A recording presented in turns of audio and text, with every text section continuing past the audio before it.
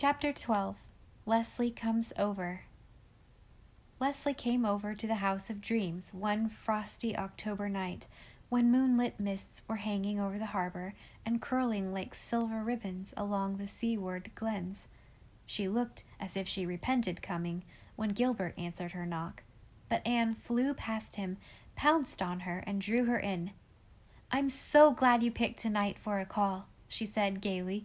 "I made up a lot of extra good fudge this afternoon, and we want someone to help us eat it, before the fire while we tell stories. Perhaps Captain Jim will drop in, too. This is his night." "No, Captain Jim is over home," said Leslie. He made me come here," she added, half defiantly. "I'll say a thank you to him for that when I see him," said Anne, pulling easy chairs before the fire. "Oh, I don't mean that I didn't want to come," protested Leslie, flushing a little. I've been thinking of coming, but it isn't always easy for me to get away." "Of course it must be hard for you to leave Mr. Moore," said Anne, in a matter-of-fact tone. She had decided that it would be best to mention Dick Moore occasionally as an accepted fact, and not give undue morbidness to the subject by avoiding it. She was right, for Leslie's air of constraint suddenly vanished.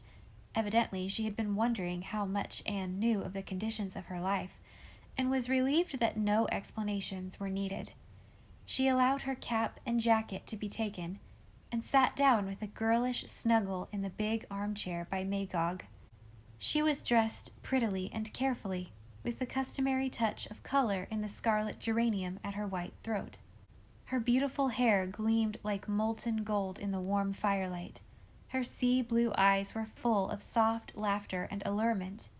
For the moment, under the influence of the little house of dreams, she was a girl again, a girl forgetful of the past and its bitterness. The atmosphere of the many loves that had sanctified the little house was all about her. The companionship of two healthy, happy young folks of her own generation encircled her. She felt and yielded to the magic of her surroundings. Miss Cornelia and Captain Jim would scarcely have recognized her. Anne found it hard to believe that this was the cold, unresponsive woman she had met on the shore, this animated girl who talked and listened with the eagerness of a starved soul. And how hungrily Leslie's eyes looked at the bookcases between the windows. "Our library isn't very extensive," said Anne, "but every book in it is a friend. We've picked our books up through the years, here and there, never buying one until we had first read it and knew that it belonged to the race of Joseph." Leslie laughed, beautiful laughter that seemed akin to all the mirth that had echoed through the little house in the vanished years. "I have a few books of Father's, not many," she said.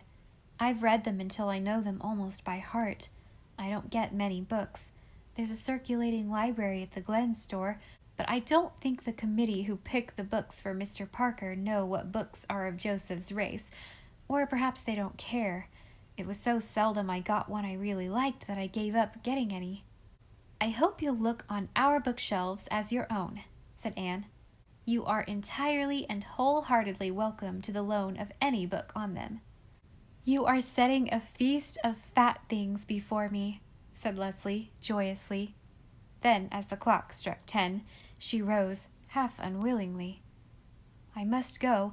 I didn't realize it was so late. Captain Jim is always saying it doesn't take long to stay an hour. But I've stayed 2, and but I've enjoyed them," she added frankly. "Come often," said Anne and Gilbert. They had risen and stood together in the firelight's glow.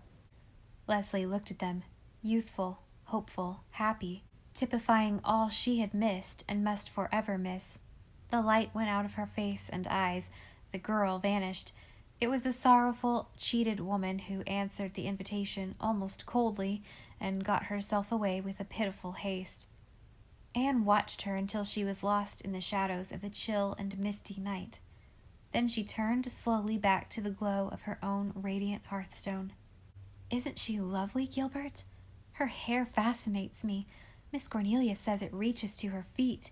Ruby Gillis had beautiful hair, but Leslie's is alive.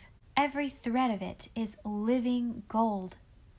"She is very beautiful," agreed Gilbert, so heartily that Anne almost wished he were a little less enthusiastic.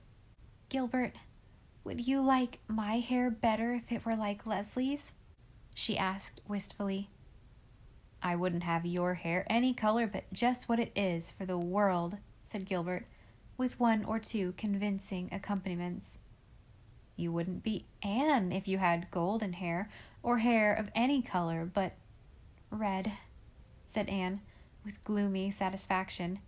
Yes, red, to give warmth to that milk-white skin and those shining gray-green eyes of yours.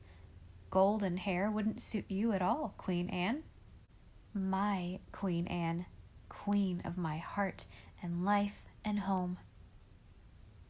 Then you may admire Leslie's all you like, said Anne magnanimously.